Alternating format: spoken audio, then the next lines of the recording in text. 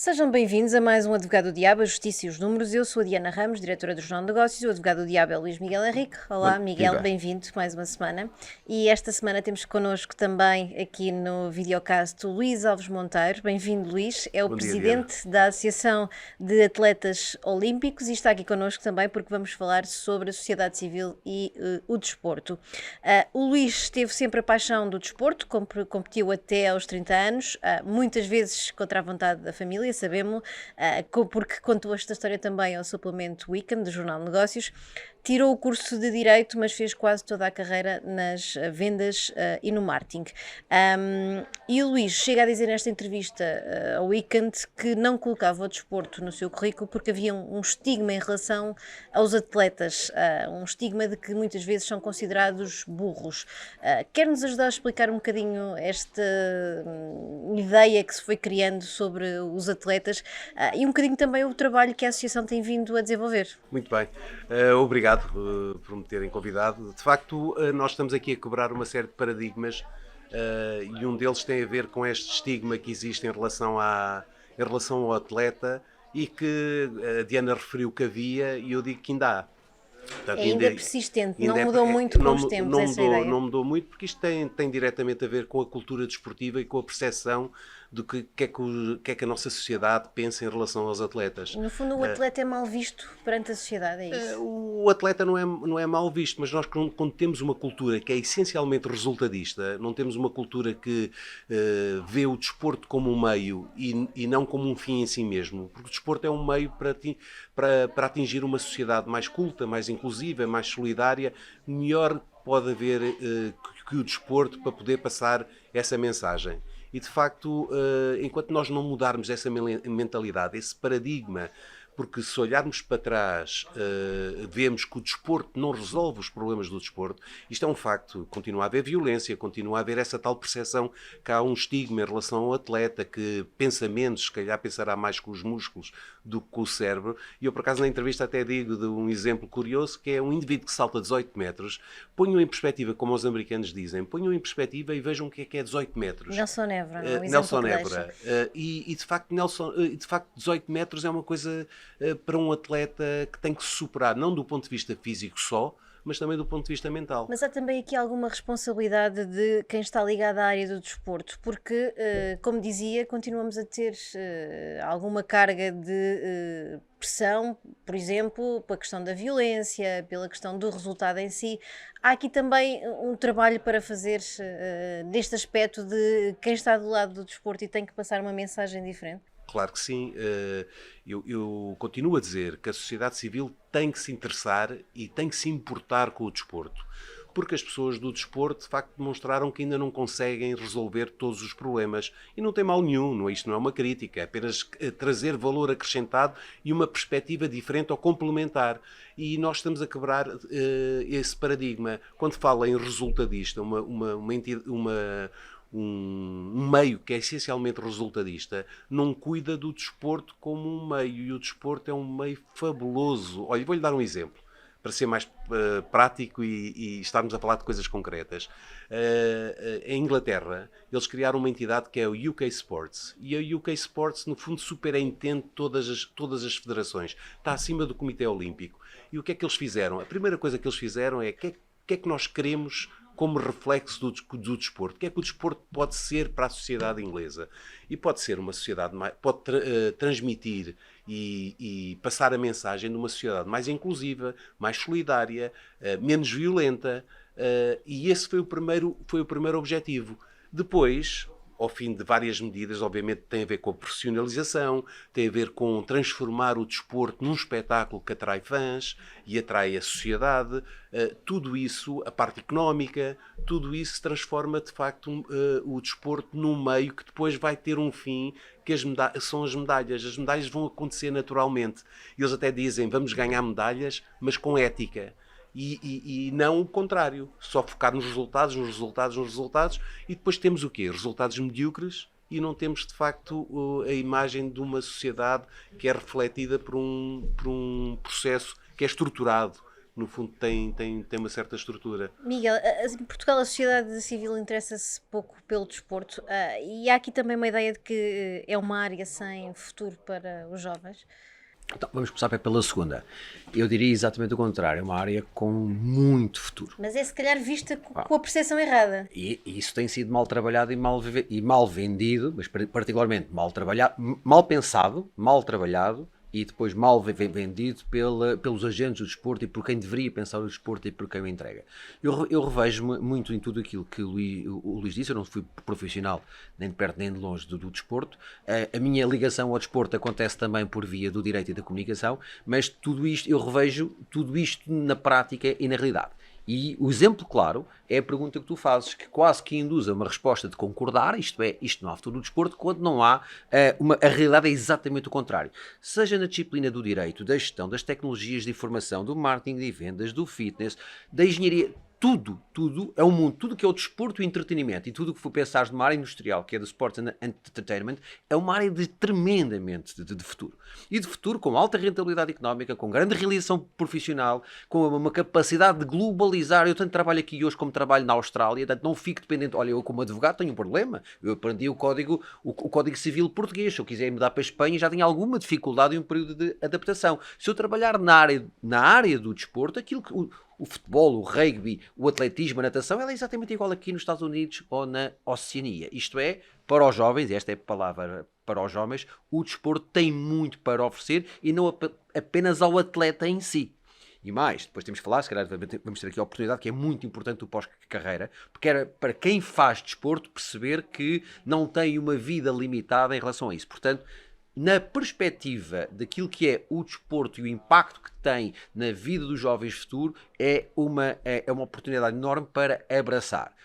A parte interessante da questão é que se não houver eventualmente um bom pensador político para o desporto em Portugal, com certeza há outros países que estão a fazê-lo e os nossos jovens, mais uma vez, vão emigrar porque não vão ficar cá a trabalhar, ou pelo menos os melhores. Luís, a Associação que preside tem desempenhado, como nos dizia há pouco, um papel importante na tentativa de passar a ideia de que os atletas olímpicos são referências para a sociedade. Como é que têm feito esse trabalho? E quando olhamos para o desporto como um todo, como é que podemos, de alguma forma, transmitir a ideia de que economicamente há também aqui uma grande rentabilidade associada ao desporto? Claro que sim. Nós, no fundo, aproveitando um bocadinho as skills que eu trago de 30 anos de multinacionais na área da comunicação e do marketing, nós estamos aqui numa conversa em off a falar da proposta de valor e, de facto, nós criámos uma proposta de valor para a Associação dos Atletas Olímpicos, porque eu sempre disse desde o início que nós tínhamos o ouro na mão para trabalhar. Agora, a perspectiva não é os atletas olímpicos falarem deles. A nível individual, eu acho muito bem que eles tenham as suas carreiras, criem as suas próprias marcas e até do ponto de vista pessoal, tenham uma marca, tenham marketing associado, registrem a marca, etc. Do ponto de vista da associação, nós estamos aqui a falar de um tema que tem a ver com um propósito. Está acima das nossas circunstâncias. Todos nós temos que atuar em conjunto para, no fundo, valorizar esta proposta de valor junto dos nossos parceiros. Nós, no fundo, criámos três pilares estratégicos que são para os atletas, pelos atletas e para a sociedade. Para os atletas, nós, no fundo, o que é que queremos? Queremos construir, saber qual é a base do edifício. Quem são os perfis, os personas, como os americanos chamam. Não é saber que o atleta olímpico Nelson saltou quase 18 metros, mas saber o que é que ele faz neste momento, quais são as suas preocupações, o que é que ele pensa sobre a sua vida profissional. O Gomes Pereira, que é médico do COP, saber que nós temos cerca de 17 médicos na nossa base de dados, temos cerca de 62 engenheiros, temos muita gente com problemas, porque hoje já não é um problema normal, é um problema normalizado, o cidadão comum, com uma guerra, com uma pandemia, com uma crise económica, os atletas olímpicos também são cidadãos, em cima de chegarem atrasados ao mercado de trabalho, porque chegam, cada vez terminam as carreiras mais tarde, ainda têm estes problemas adicionais de não entenderem o que é um ambiente do mercado de trabalho. Portanto, para os atletas identificar e perceber como é que nos podem ajudar e como é que nós podemos ajudar, pelos atletas, porque sim, eles são de facto os tais, como a Diana dizia, os tais role models, exemplos que podem passar uma mensagem de inclusão, uma mensagem de solidariedade, porque de facto são vistos como pessoas são os nossos heróis nacionais, e depois para a sociedade. E esse é um paradigma que nós estamos a quebrar, que é trazer a sociedade civil para o desporto. Porque, no fundo, se isto for bem articulado, nós temos uma fonte de investimento e uma fonte de receita brutal. Porque envolvemos, aqui o ponto-chave é o envolvimento. Como é que se envolve uma sociedade? Como é que se envolve todos estes agentes? E como é que se alinham nas multinacionais? Aprendi um termo que para mim é fundamental, que é alinhamento. Há bocado estávamos a falar das federações, cada uma faz, com certeza cada uma tem boas práticas, e há de haver uma entidade que é responsável por identificar estas boas práticas e fazer aquilo que se faz nas multinacionais, que é create ones, deploy many. É, no fundo, fazer o benchmark, olhar para as boas práticas e identificá-las e agora refletir essas boas práticas. Refletir essas boas práticas. Só para terminar, nós estamos a fazer isto de uma forma profissional. Essa é que é a grande diferença. Nós não queremos carolas, nem, desculpa a expressão, nem carolices, nem indivíduos que dizem que estão a trabalhar das 8 até à meia-noite no fim de semana. Não, contra isso. Isso não acrescenta valor nenhum. Nós queremos pessoas profissionais que saibam o que é que estão a fazer e que estejam alinhadas e com um objetivo comum. Para isso tem que haver a tal entidade supra que defina todos esses objetivos. Miguel, e como é que se justifica esta falta de envolvimento da sociedade? E depois, por outro lado, é por haver uma falta de cultura desportiva em Portugal? É pela falta de profissionalização que o Luís falava aqui? Como é que se cria este envolvimento e o que é que está a faltar hoje em dia? Eu aqui passo a publicidade, mas porque para os espectadores perceberem que realmente há alguns anos atrás eu tive um contacto muito direto com este mundo federativo e das federações, nomeadamente um trabalho que a Universidade Católica fez em parceria com o Deloitte para o IPPDJ. E deu para perceber exatamente um problema que é, não há um pensamento, não há uma política, não há um plano, tudo está altamente balcanizado. E é provavelmente muito amador também, problema, não? Muito.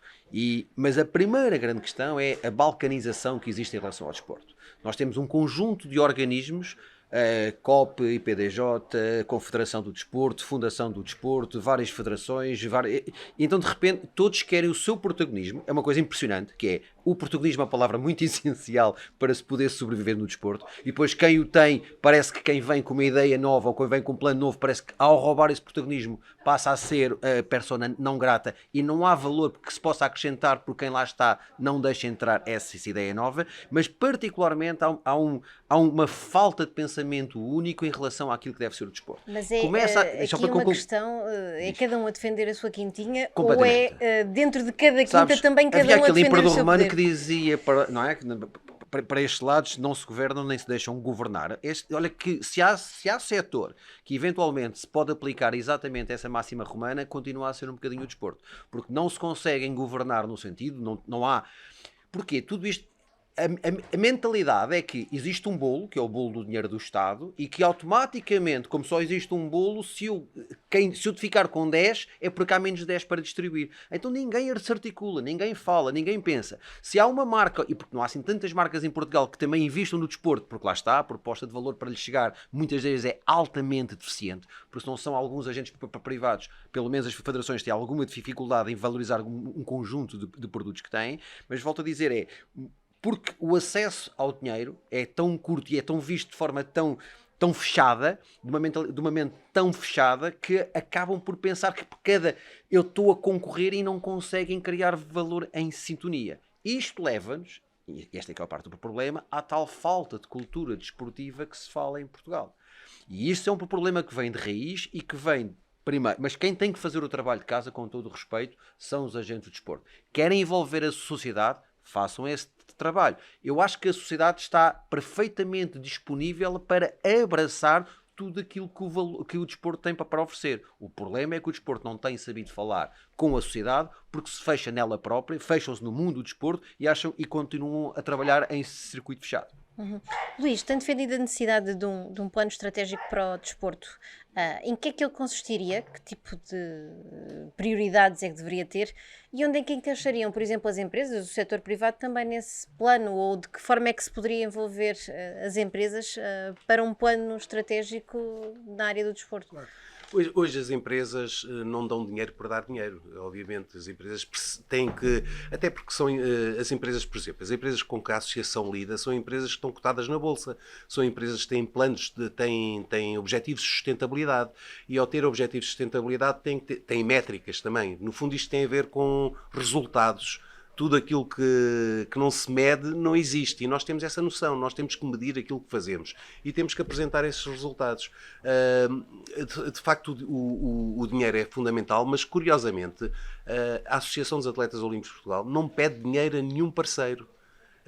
Há uma percepção que de facto pode haver aqui uma relação win-win e que os nossos parceiros ganham valor ao estarem juntos com a associação. Vou-lhe dar um exemplo muito concreto. Nós fizemos o primeiro Seminário Nacional de Saúde Mental no Desporto de Alta Competição. Os palestrantes foram pessoas da sociedade civil. A doutora Maria de Belém Roseira, que integrou o painel da Comissão de Honra, a primeira coisa que disse foi para a plateia: devem estar muito admirados por estar aqui uma pessoa da sociedade civil a falar convosco. Mas estamos porque nós nos importamos, porque também faz parte da nossa responsabilidade intervir no desporto. Nós criámos um grupo de thought leadership, um grupo que se chama O Desporto Desperta uma Nação, e para quem queira ficar com este nome já está registado, é uma marca, O Desporto Desperta uma Nação, e no fundo chamamos pessoas da sociedade civil para pensar no desporto. Também temos pessoas do desporto nesse grupo.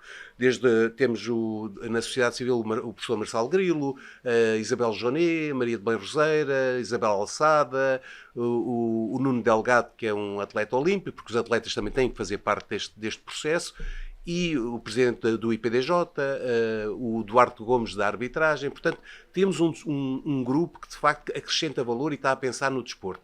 Mas como o Luís dizia, isto de facto é um mundo de quintinhas e de rejeição, porque eles, no fundo, o que estão a distribuir são migalhas, pobres migalhas, que só dão origem a uma coisa que é um resultado medíocre. Portanto, pedir dinheiro por pedir não resulta. Pedir financiamento com base num plano estratégico que tenha estas vertentes, a profissionalização, o que é que nós...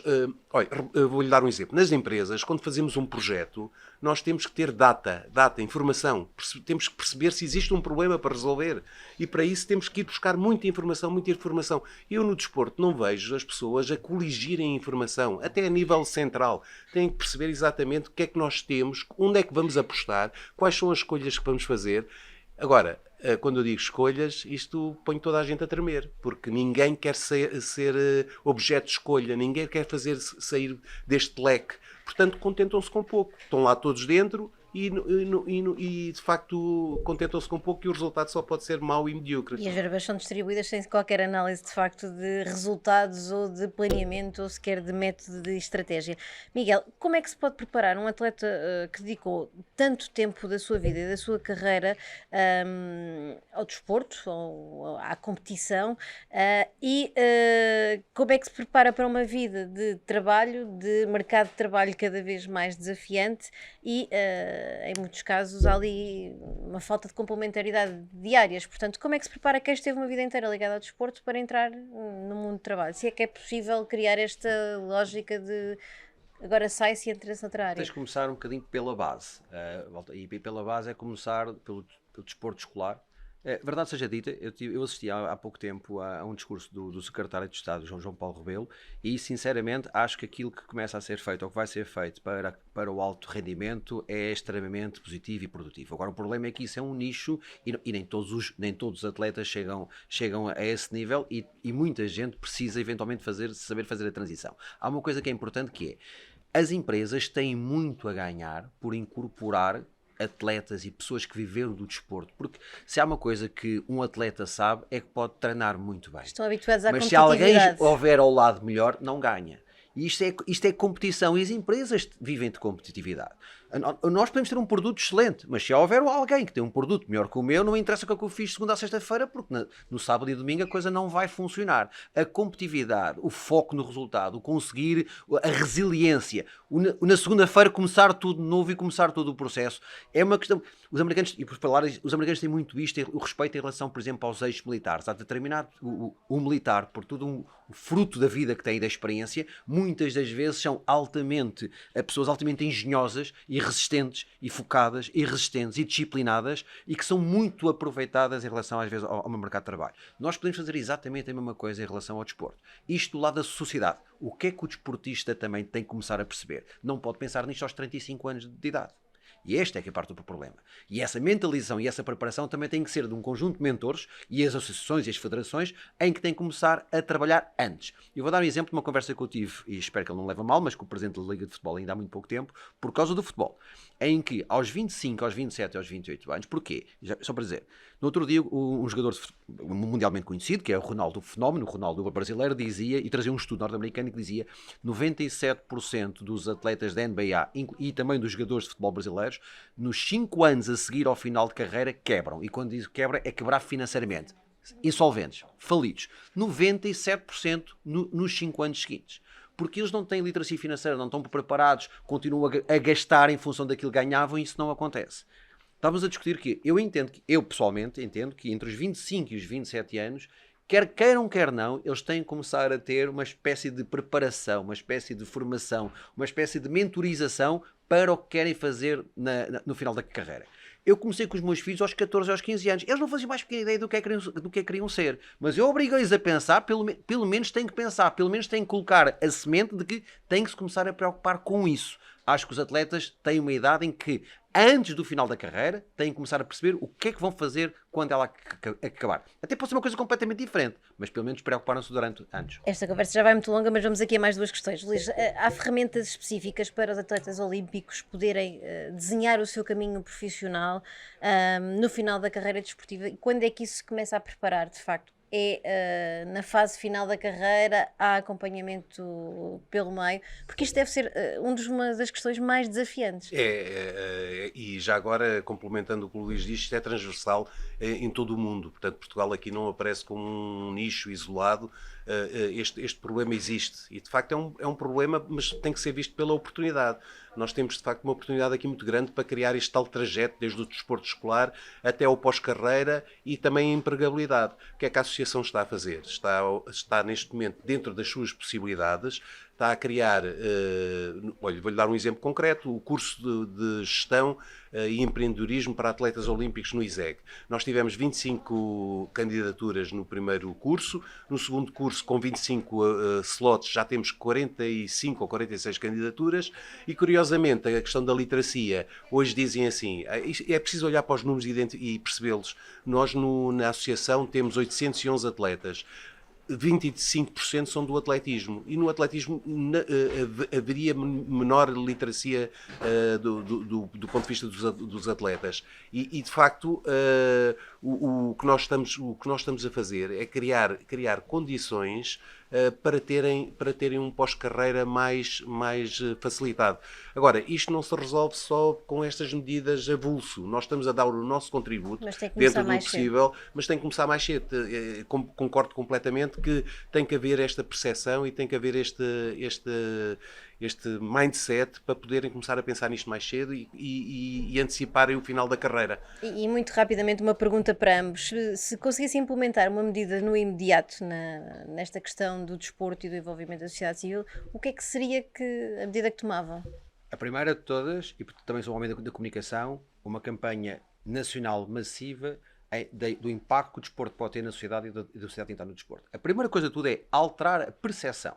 Para alterares a percepção, tens que comunicar. E essa talvez seja a primeira. A segunda, acho que é muito importante os atletas cada vez mais preocuparem-se com o pós-carreira. Cada federação, o COP, cada entidade esportiva tem que obrigar os seus atletas entre os 24 e os 27 anos a ter alguma espécie de pensamento sobre o que é que vai ser o seu futuro. Mesmo que no futuro não venha a ser esse.